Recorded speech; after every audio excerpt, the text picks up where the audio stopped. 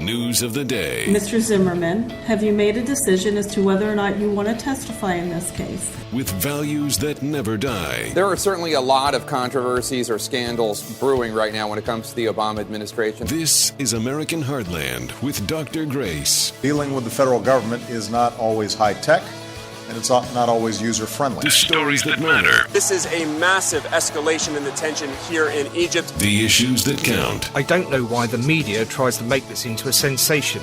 We have never hidden the fact that we supply Syria with weapons. This is American Heartland with Dr. Grace. He's got the red, white, blue flying high on the farm. Semper Fi tattooed on his left arm. Spend a little more in the store for a tag in the back of his. Oh, baby, baby, I did it again. I played with your heart. Got lost in the game. Well, she did it again. Another day, another Clinton scandal. This week, Hillary Clinton, Slippery Hillary, was forced to answer all of the questions about her email account. And her answers have raised more questions. All of this points to one very damning picture.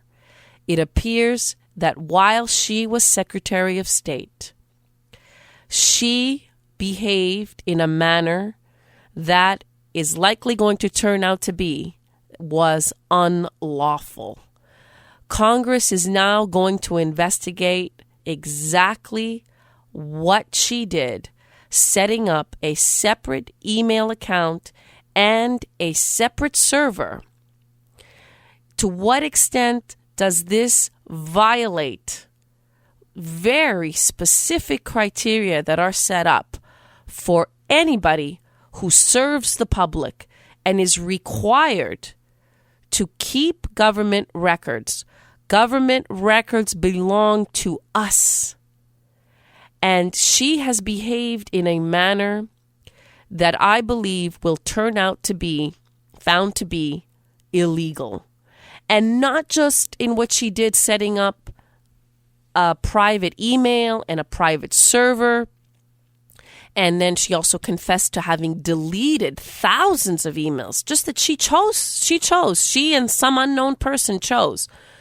Not only all of this, but the larger questions that remain are the questions that I outlined very early on before we even knew about the separate email. It is this. What exactly was she doing as Secretary of State? What relationship did her work as Secretary of State have with the Clinton Foundation? What's the link there? What's the tie there? This story is just going to get bigger and bigger by the day. The Associated Press is now suing, asking for a full accounting of where Hillary was at every specific time during her tenure as Secretary of State. If someone can show a direct link between Hillary's travels and money going into the Clinton Foundation, this is influence peddling. This is a crime. So I said it right from the start when I heard about the Clinton Foundation's dealings, that there was likely to be criminal activity here. And it seems crystal clear that the Clintons are now engaged in a massive cover-up. This week, when Hillary delivered her press conference, if you just looked at her, you can tell that she's under tremendous duress. She has these huge gaping bags under her eyes. And as she addressed the public, if you noticed, she kept looking to the right corner, to the left corner, not straight at the public, not straight at the cameras. And she had a tone that I could only describe as fake indignation, or sometimes fake emphasis. And you could tell the whole thing is contrived. There was very little truth coming out of that press conference. And the more she spoke, the bigger a hole she seemed to dig herself in. Let's play it piece by piece, and you can hear all the lies yourself. Roll it, Brittany. Now, I would be pleased to talk more about this important matter, but I know there have been questions about my email, so I want to address that directly, and then I will take a few questions from you. There are 4 things I want the public to know. First, when I got to work as Secretary of State, I opted for convenience to use my personal email account, which was allowed by the State Department, because I thought it would be easier to carry just one device for my work and for my personal emails instead of 2. Looking back, it would have been better if I'd simply used a second email account and carried a second phone, but at the time, this didn't seem like an issue. Second, the vast majority of my work emails went to government employees at their government addresses, which meant they were captured and preserved immediately on the system at the State Department. Third, after I left office, the State Department asked former secretaries of state for our assistance in providing copies of work-related emails from our personal accounts.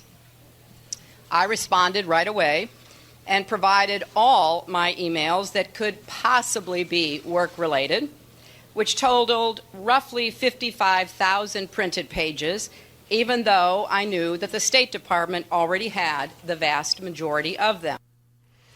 Okay, so where do we begin? She said that she set this entire thing up because it would be much more convenient for her.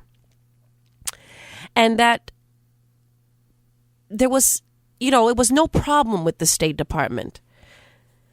It makes no sense whatsoever. It's obvious that she could have had several email addresses, different email addresses on a device. So this argument of convenience is obviously a big lie. It seems that it's really inconvenient to set up this vast network, your own private server, etc., etc. No, what this really was about trying to make sure that she had complete control over the records and that she could conduct so much State Department business in secrecy. That was the point. She was basically going to leverage her State Department title and position to get access to foreign governments so she could deal with them on a private basis, probably for the benefit of the Clinton Foundation. And of course, all of this was done so that she could do what she later admits to. Simply delete emails that she doesn't want the public to see and give forward the emails that she thinks are flattering to her or not harmful. She says in that little clip that we just heard that nobody had a problem with this. But in fact, we now know that so many of those that counseled her when she floated this idea told her, this is a bad idea. And it's obvious when you're in the workplace. Everybody knows this, and certainly she knew it. Your employer must have access to what you're doing on behalf of the employer. So it was very clear to everybody around her that what she was doing was certainly against all of the rules and suspicious and sleazy. And still, no one stopped her. I think a lot of that story is yet to come out because we're already getting driblets of information that there was opposition. And one of the key questions is, how high did this opposition go? And ultimately, who signed off on it? Who said it would be okay? Somebody had to have. She says that there's really no problem with the whole aspect of government records being kept because she emailed government employees at government addresses. But we also know that one of her closest advisors, Huma Abedin, had her own Clinton email address. So this has already been exposed as a lie. In addition, what about all her correspondence to foreign governments? That is a vital part of the public record. And there's no explanation in this press conference what happened to all of that. It's obvious to me that what she was doing was establishing a relationship with foreign governments based on this email that she set up. So that on the one hand, she could send an email about public affairs, her public work, and then having made that contact, having made that connection, she could send a follow-up email and discuss anything, including the Clinton Foundation. And that government would be encouraged to provide funds, knowing clearly that she was blurring the lines for them. That giving money to the Clinton Foundation was a form of having influence with the Secretary of State. It's clear that both Bill and Hillary were doing this together. Some of the latest reports indicate that it looks like the server was located in Harlem, meaning that it was located probably, we're going to get confirmation of this in upcoming weeks, at Clinton's office. So there was collaboration between him and her. Doesn't this sound so familiar? This sounds like a much, much better version of what we saw the governor of Virginia do. The collaboration between him and his wife to get funds from a wealthy businessman. And in exchange, they gave him some exposure for his business. As a result, both of them are going to serve time in jail. What the Clintons did is the same, yet far, far worse. Listen to more of the press conference. We went through a thorough process to identify all of my work-related emails and deliver them to the State Department. At the end, I chose not to keep my private, personal emails. Emails about planning Chelsea's wedding or my mother's funeral arrangements, condolence notes to friends, as well as yoga routines, family vacations, the other things you typically find in inboxes. Well, she goes on and on trying to make it seem as though if we press too much, we're going to be invading on her private email correspondence. She is the one that created a blur between the private and the public. She shouldn't have done that. So now, if she's the one who chose to have one email address for both private and public because, as she claims, it was more convenient, I'm sorry. You created the problem. You're going to have to live with it. If your privacy is invaded, that's your fault. So she takes a tone almost as though it's nobody's right. It's nobody's business to get involved in these things. Well, you know what? You should have thought of that before you tried to go down the road of being slippery Hillary, trying to have it all ways. And so in order to protect her privacy, she decides what emails can and cannot be deleted. This is completely unacceptable, and it is probably a crime. Roll more of that tape, Brittany. No one wants their personal emails made public, and I think most people understand that and respect that privacy. Fourth, I took the unprecedented step of asking that the State Department make all my work-related emails public for everyone to see. I am very proud of the work that I and my colleagues and our public servants at the department did during my 4 years as Secretary of State. And I look forward to people being able to see that for themselves. Again, looking back, it would have been better for me to use 2 separate phones and 2 email accounts. I thought using one device would be simpler, and obviously it hasn't worked out that way. This whole idea that the work-related emails are going to be made available to the public, that is what she's asking the State Department to do, release them. We know from Trey Gowdy, the chairman of the Benghazi committee, they have viewed the emails that she has given, and they are saying there are huge gaps in these emails, gaps of weeks and months at critical junctures. What accounts for that? Cover up. Cover up and lies. So essentially, what we see from this press conference is that Hillary has opened up a hornet's nest of more and more questions. How secure was this private server? Some recent reports show that it could easily have been hacked into and was not at all as safe as she claims. She also asserted during the press conference that there was no classified material that she ever used on this private server. And you have experts coming forward and saying that is impossible because there is a problem nowadays with an overclassification. Therefore, she surely either sent or received classified information on that. And that too is a crime. I mean, this is the same kind of activity that General Petraeus has recently pleaded guilty to. Having government documents in his possession that he was not allowed to have. Classified documents have to be treated with the respect that they are due. And to behave otherwise is against the law.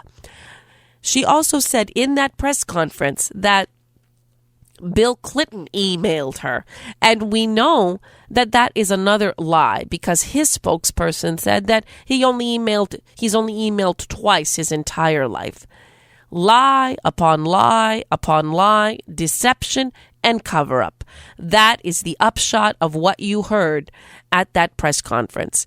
And there's a whole other area of questioning that has only just begun and I think is going to get deeper and deeper. And that is, what did the State Department know? What did the White House know?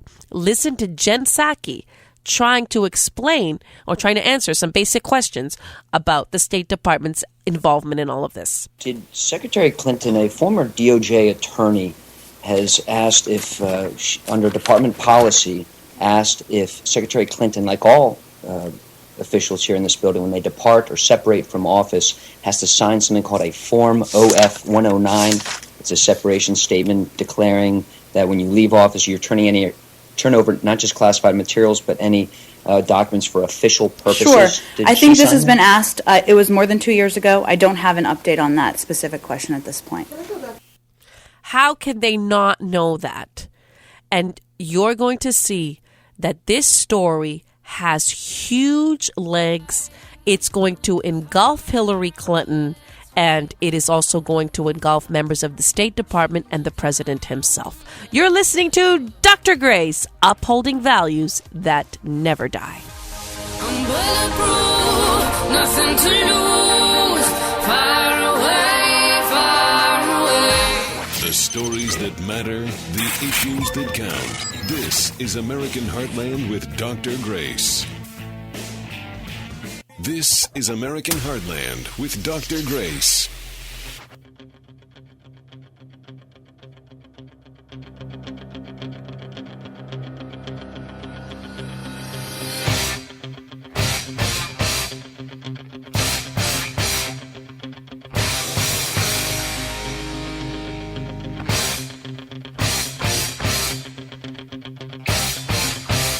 Welcome back. Well, last week we had a best of episode and I was not available.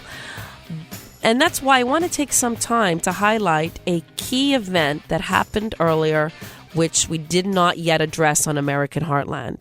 I wrote a piece which was published on March 3rd and it went viral. And I encourage all of you to read it and also distribute it. It's at worldtribune.com. It's called New Leader of Free World. Netanyahu gives the speech an American president should have made. New leader of free world, Netanyahu gives the speech an American president should have made. That's at worldtribune.com. And what do I argue in this? Well, first, let me share with you that when I heard the speech, I was mesmerized and I was blown away. I thought it was the best speech that I have heard in several decades. I think that all of the speeches that Obama has delivered don't amount to much compared to this one magnificent speech that the Israeli leader delivered to a joint session of Congress. He received numerous standing ovations, and deservedly so. I must say, in my lifetime, there have been 2 political speeches that have marked me and that I think have encapsulated key elements of the time. They basically are going to go down as magnificent speeches that also will stand the test of time. One was the speech I heard Pat Buchanan deliver on the culture wars. And I was a young student at the time, in my 20s. I was not quite certain that our society was on the right track, but he crystallized what exactly we were up against. That phrase, the culture wars, it really gave me a sense of direction. I understood that we were battling a war, a different kind of a war. And it gave me tremendous clarity. It really was the best speech of my youth that I had heard back then. And I have to say, the best speech I've heard since then is this one. And this is going to go down in history as a key moment. This speech is very similar. It reminds me of the battle of Chamberlain versus Churchill in the 1930s. You have Netanyahu saying, we cannot appease Iran, and we have to stand, the whole world has to stand against this regime. He's basically calling upon President Obama to reverse course in these negotiations that he's embarked upon. And he has explained what exactly is at stake. The stakes could not be higher. When Churchill was battling Chamberlain, he was warning that a war would ensue if the Western powers tried to simply appease the Germans, that a war would ensue that would be enormous. And that's why a stand early would be a stand that would save lives. And Netanyahu was here in this country giving us the very same warning. And more important than that, I mentioned in my article that just before his speech, there was a headline feature on the Drudge Report in which a Kuwaiti newspaper was cited that reported that Obama threatened to shoot down Israeli jets in 2014 if they attacked Iranian nuclear facilities. And then Netanyahu was forced to cancel the planned military strike as a result. Well, when he came to this country to deliver that speech, he was here to try to create a wedge between Congress and the president, try to create a clear wedge between the American people and the president. In other words, if the Israelis have to take matters into their own hands, they wanted to make sure that the American public will stand with them. That was part of Netanyahu's calculation. And he wanted the president to see, and the Democratic Party to see, that it'll be very difficult for them to shoot down an Israeli jet if ever it comes down to that again in the future. And I think in that regard, I give him kudos, because he's really standing up to Obama and playing the only card that Israel can play right now, in the precarious position that it's in, and in the precarious position that our own president is putting this country in. Well, when he came here, he first tried to show that he was very appreciative of everything that the president and the Democrats have done. And right from the start of that speech, he was trying to sow a wedge between members of the Democratic Party that are much more sympathetic to the plight of the Israelis than Obama. Listen to this. Some of what the president has done for Israel might never be known because it touches on some of the most sensitive and strategic issues that arise between an American president and an Israeli prime minister. But I know it, and I will always be grateful to President Obama for that support. I'm standing here in Washington, D.C., and the difference is so stark. America's founding document promises life, liberty, and the pursuit of happiness. Iran's founding document pledges death, tyranny, and the pursuit of jihad. Iran and ISIS are competing for the crown of militant Islam.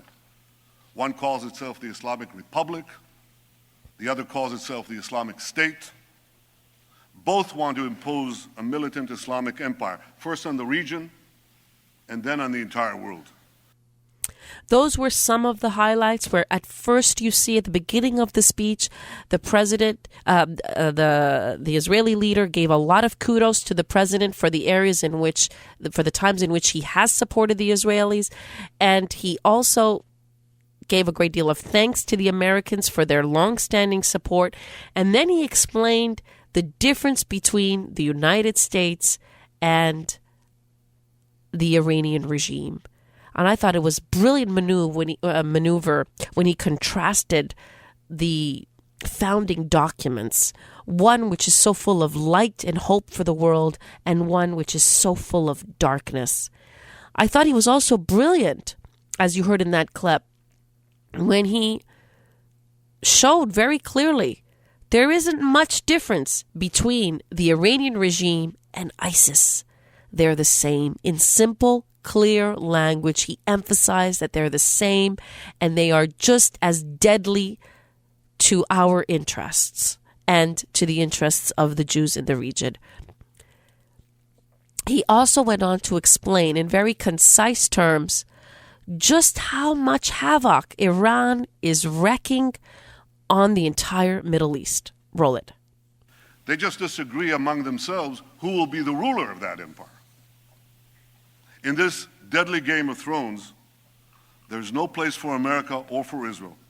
Israel's neighbors, Iran's neighbors, know that Iran will become even more aggressive and sponsor even more terrorism when its economy is unshackled and it's been given a clear path to the bomb. And many of these neighbors say they'll respond by racing to get nuclear weapons of their own. We don't have to gamble with our future and with our children's future. The world should demand that Iran do three things. First, stop its aggression against its neighbors in the Middle East. Second, stop supporting terrorism around the world. And third, stop threatening to annihilate my country, Israel, the one and only Jewish state. You know, one of the things that really struck me during the speech is that you have our president rewarding a country that is behaving badly. That's essentially what he's doing. And Netanyahu was like the only adult in the room saying, listen, we've got it all backwards. You don't reward bad behavior. You continue to punish it. You continue to stand up against it. And then he defiantly said, and I think this was the real reason that he was here, to say that the Jews, if they have to, will take matters into their own hands and shoot us down if you dare. That's the subtext of the entire speech. Shoot us down if you dare. And he wanted to show the whole world the American public won't accept that. Congress won't accept that. Listen to the end in which he got the most rousing and boisterous applause. With us today is Holocaust survivor and Nobel Prize winner Elie Wiesel. And I wish I could promise you, Elie, that the lessons of history have been learned. I can only urge the leaders of the world not to repeat the mistakes of the past. Even if Israel has to stand alone, Israel will stand. But I know that Israel does not stand alone. I know that America stands with Israel. I know that you stand with Israel. May Israel and America always stand together, strong and resolute. May we neither fear nor dread the challenges ahead. May we face the future with confidence, strength, and hope. May God bless the state of Israel, and may God bless the United States of America. And these words will go down in history.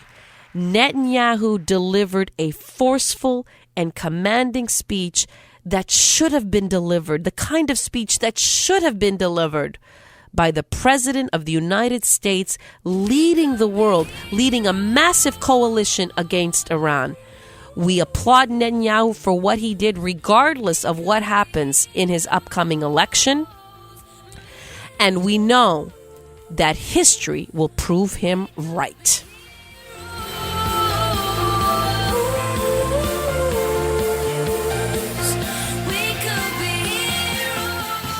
The stories that matter, the issues that count. This is American Heartland with Dr. Grace.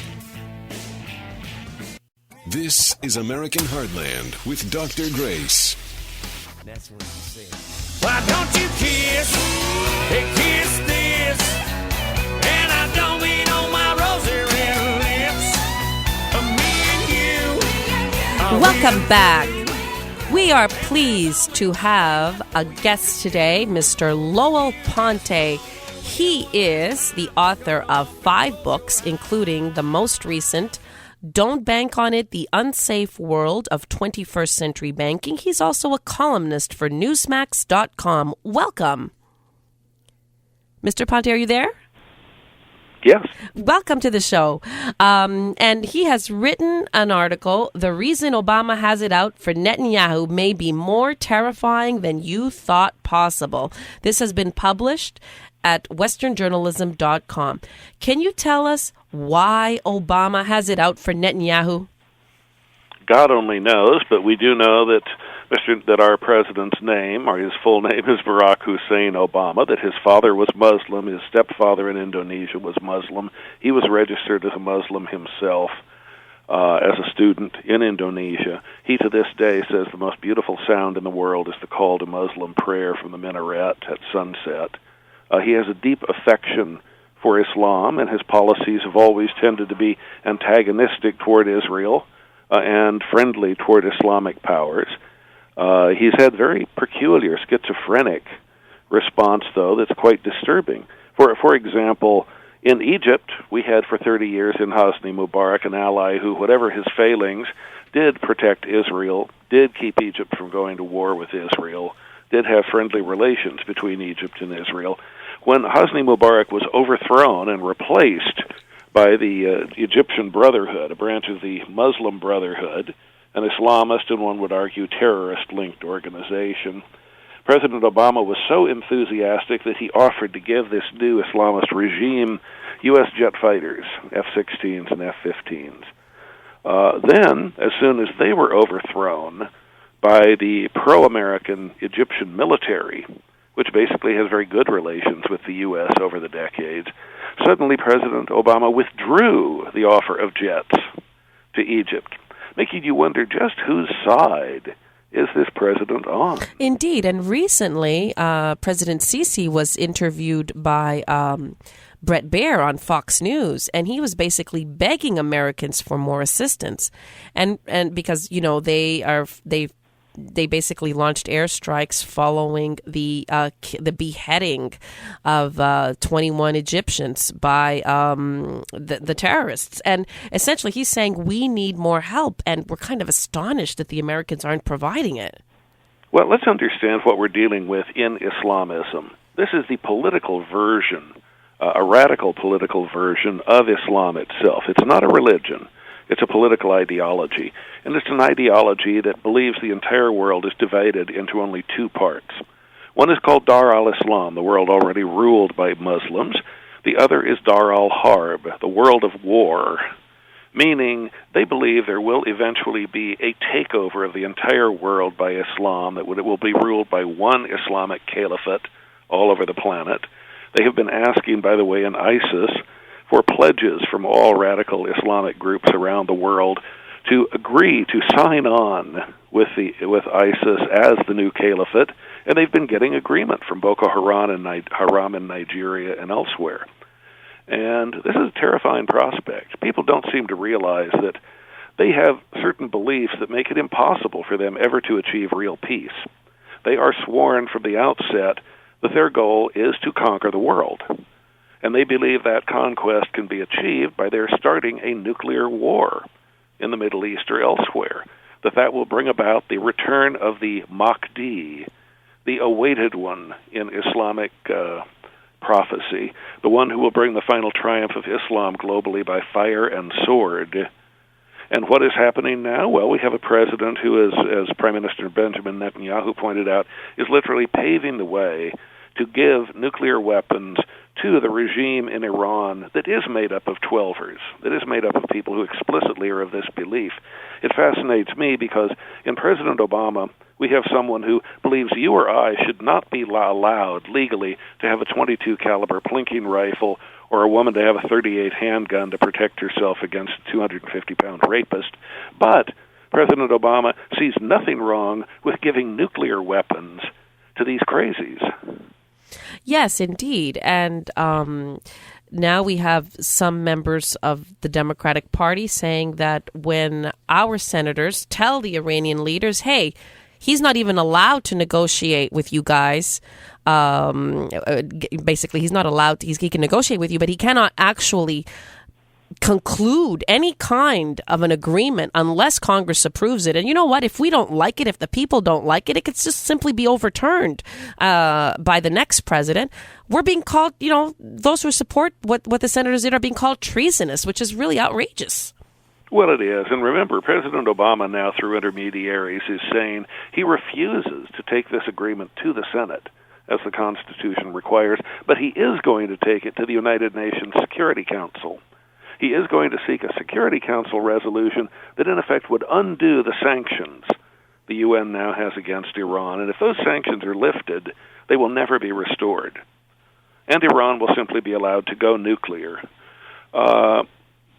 Meanwhile, we have the horror in Israel of polling indicating that all the millions poured in from leftist groups around the world and President Obama's own campaign chief, who was sent there to work against Benjamin Netanyahu's reelection, Netanyahu may lose control of the Knesset and the government. And if that happens, well, look around you. This is Rome. The year is 400. The barbarians are inside the gate. Our own emperor is now Caligula. He's basically insane.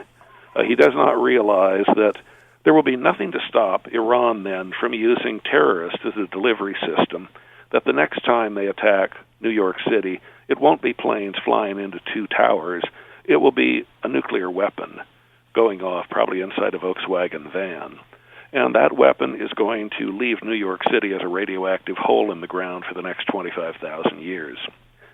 Meanwhile, are we actually going to achieve peace by this? You remember the Roman historian Tacitus once famously said of the Roman legions, they make a desert and call it peace. Well, if Israel is pushed to the sea, if nuclear weapons begin going off in Israel, this is not a country that, as Benjamin Netanyahu reminded us, will sit back and die quietly in the new Holocaust. No, they have 1,200 or more nuclear weapons of their own, and they will unleash them on every country around them. And when that happens, you can kiss goodbye to the holy city of Qum and Tehran in Iran. You can kiss goodbye to the Aswan Dam in Egypt, which will send a 100-foot-high wall of water coming down the Nile. You can kiss goodbye to Mecca and Medina in Saudi Arabia. The black stone in the Kaaba that Muslims do pilgrimage to be able to kiss once in their lifetime. That stone will be so radioactive that they may die from kissing it. It will not be pleasant, and you will not achieve peace this way. You will only achieve a global horror.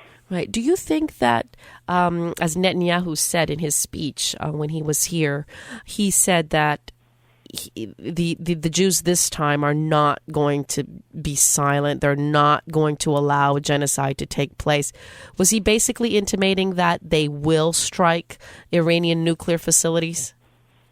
Well, here's the interesting challenge. Netanyahu has had the option, theoretically, to do that for a few years now, and he has not done it. And one reason, reportedly, is that the Obama administration threatened him that if Israeli jets were launched against Iran, U.S. jets in the Persian Gulf would shoot them down. That the U.S. would literally shoot down Israeli aircraft to protect Iran. Right, Jeffrey Goldberg, who is the Middle Eastern correspondent for the Atlantic Monthly, last October had a fascinating article. This is the one in which he was quoting various Obama administration officials using the vilest sort of epithets against Benjamin Netanyahu, who, by the way, is a commando wounded 3 times in fighting terrorism himself, whose brother was died leading the Entebbe raid. This is the man who is being demeaned by Barack Obama, who voted present 135 times in the Illinois legislature. He's not a particularly decisive leader. But in this article, Jeffrey Goldberg quoted an Obama official who boasted that our pressure, that's the word he quoted, our pressure on Netanyahu had prevented him from doing anything in the last few years, and he boasted, now it's too late. Now the Iranian military program is so spread into so many underground shelters that Israel no longer has enough force, short of using nukes, to be able to neutralize it. And, of course, Mr. Obama will not neutralize it. So what do we have? We have an agreement made with a Shiite, radical, Islamist, medieval theocracy whose belief, and this is formal Muslim doctrine for Shiites, they believe in a series of doctrines variously called al-Taqiyya, Id-Tirar, Kitman, Hiyal, all of which come down to the idea that it's okay to lie. It's okay to dissimulate or sign false treaties as long as it leads to the ultimate triumph of Islam. The only rule on that is a false treaty cannot last more than 10 years. Oh, by the way, you know what term treaty Mr. Obama is negotiating with Iran? A 10-year treaty. Mm-hmm. How amazing. It just corresponds to their doctrine that you can go ahead and lie to help Islam win. And that, of course, is exactly what they're doing. Yes, really terrifying. One other thing I almost forgot. When Mr. Obama became president, the U.S. had an agreement that we were going to install an anti-missile system in Poland.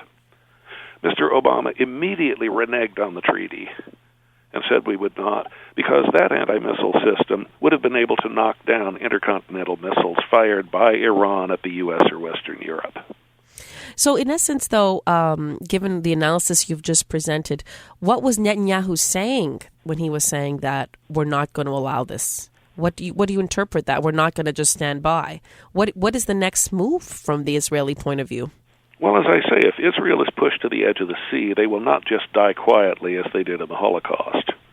They will fight, even if it means their doom, and that fighting will basically devastate every country around them. In fact, Israel has the capability, with its jets alone, of attacking Moscow. On a one-way suicide mission, its jets can go the 1,700 miles from Tel Aviv to Moscow. They could certainly take out the Soviet military facilities in Crimea on the Black Sea. They just do it by flying 3 waves of jets, the first of which would set off its nuclear weapons to, by impulse, by EMP, neutralize the Soviet air defenses, and then the next 2 waves would go through and nuke Moscow.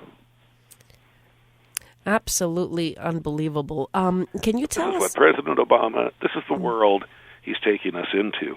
And he's doing it, ironically, with the support not just of the leftists who have taken over the Democratic Party, but with people who I'm afraid we have to start calling Ginos, Jinos. We actually have people like Dianne Feinstein who boast of being a Jew, even though who say she's disgusted with Benjamin Netanyahu. She's appalled by him, that he's arrogant and does not speak for me or other Jews.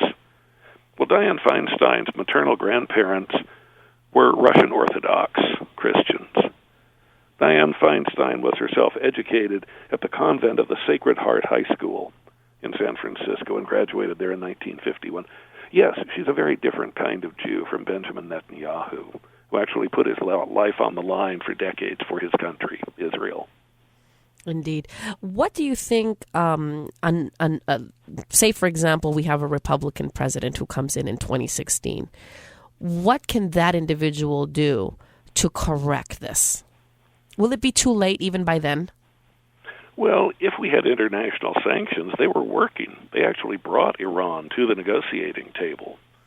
We might be able to break Iran economically and push it back from the brink of acquiring nuclear weapons. We certainly need to make clear, President Obama has said he will not tolerate Iran getting nuclear weapons. Well, there's an obvious corollary to that. Are you saying you are prepared to preemptively attack, to assertively disarm Iran? Nobody has had the courage to ask President Obama that question straight up. Are you willing to attack Iran or not? Yes or no? Because we all know he never will. Oh, yeah, that answer is crystal. Nobody by the has way, to ask that What question. is Iran doing as we sit here talking?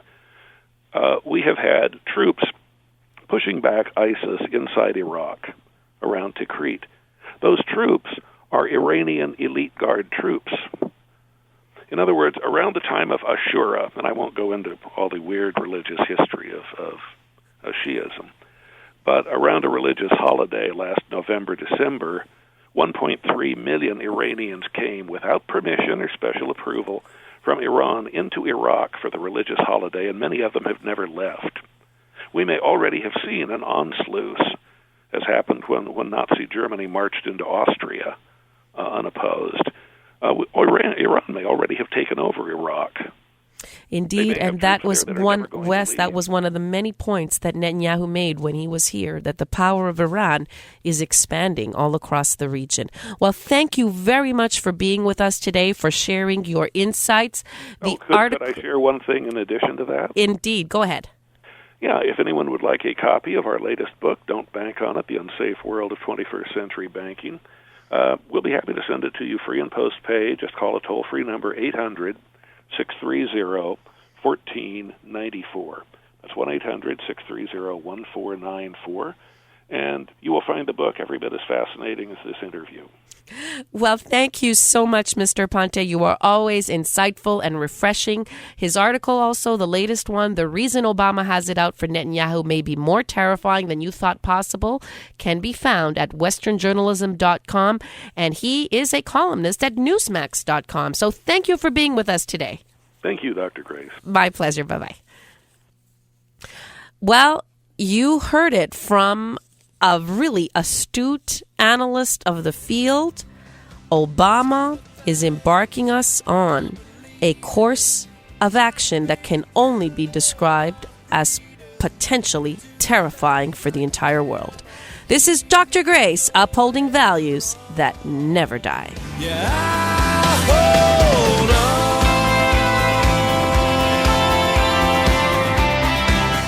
The stories that matter, the issues that count. This is American Heartland with Dr. Grace. This is American Heartland with Dr. Grace. Shut up, just shut up, shut up, shut up, just shut up, shut up, shut up, just shut up, shut up, shut up, just shut up, shut up, just shut up, shut up. Welcome back. Well, this is the Just Shut Up segment. You know, when the whole Clinton scandal broke, I was wondering when they were going to roll out James Carville, that lapdog who always has the Clinton talking points and who says them with the same intensity and the same ferocity, no matter how stupid he sounds. In fact, if you listen to this clip, you're going to hear the 1990s all over again. Roll it, Brittany. Colin Powell and Jeb Bush did the same thing, but oh my God. Do you remember Whitewater? Do you remember Foulgate? You remember Travelgate? You remember Pardongate? You remember Benghazi? All of this is just the same cockamamie stuff that we go through. The Times something from some right-wing talking points. They print the story. They got to walk the story back, and everybody, the chin scratchers, go, "Oh my God!" But well, the story's not right. But it says something larger about the Clinton. You remember the famous phrase, right-wing conspiracy? Well, that's the only thing he should have said in there, that all of this is some kind of right-wing conspiracy. He went as far as he could. Right-wing talking points, he called it. Wing talking points. The New York Times is on this story. And the New York Times is crying foul. You have many Democrats who have come out and said the way the Clintons have handled it has been atrocious, and who are also extremely uncomfortable with the very actions that they took. This is a scandal that is getting both parties, members of both parties, riled up. So much so that it looks like Hillary is going to get primary challengers. And you have so many people within the Democratic Party leaking to the press saying they hate this. It's bad news for the party. It's bad news for the Clintons. And something is afoul. Even Ron Fournier of the National Journal called this stupid and sleazy. So I'm sorry, Carville. This time, your cockamamie, to use your expression, right-wing talking points phrase, it's not going to work because the left wing is on this story just as much as the right wing is. So just shut up.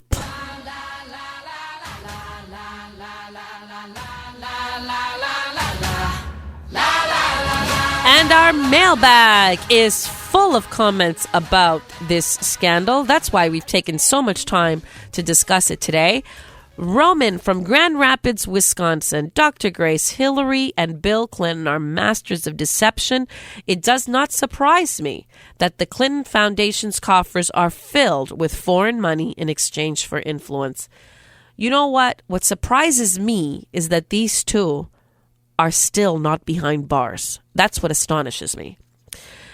Katie from Auburn, Alabama. Dr. Grace, the latest scandal surrounding Hillary Clinton threatens our national security. Why do women still hail Hillary despite all her scandals?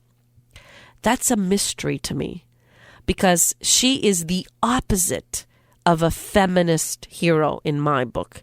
She's the complete and total opposite of it. It astounds me that any female identifies with her. Eric from Sturgis, South Dakota. Dr. Grace, Iran poses a serious threat to Israel and America. When will President Obama wake up and smell the coffee? He's not going to smell that coffee anytime soon.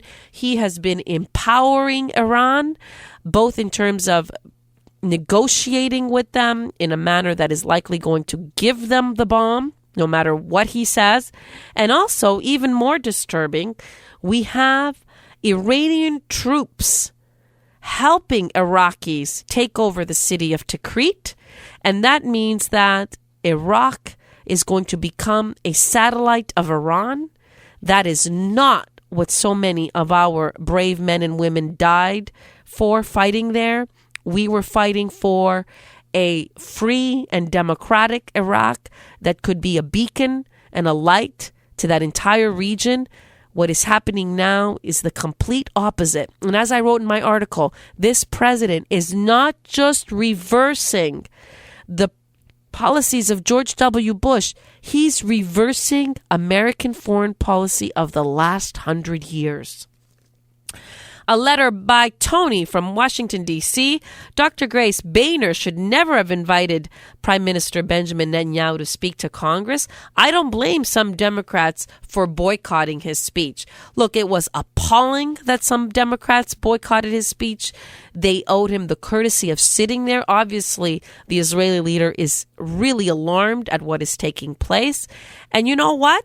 If the president has a pen and a phone to exercise his authority, well, guess what? Boehner has a pen and a phone that he's using, and he used it really well.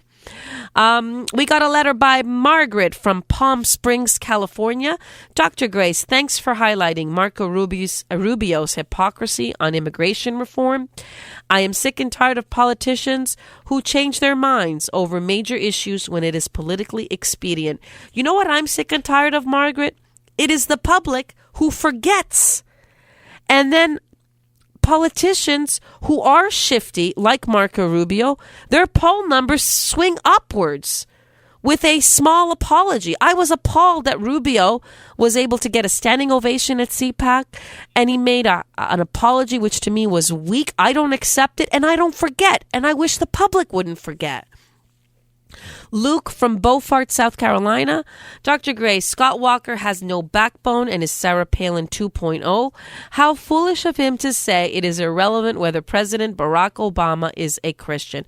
You know, I agree that was a really foolish comment, but I wouldn't say that Scott Walker has no backbone. I think the problem with Scott Walker is he seems to be reading the news inconsistently, and that alarms me. Well, that's it for today's show. Thank you for joining me, and I look forward to spending more time with you next week. In the meantime, God bless you. God bless this great nation. I am Dr. Grace, the editor of Politics and Culture at WorldTribune.com.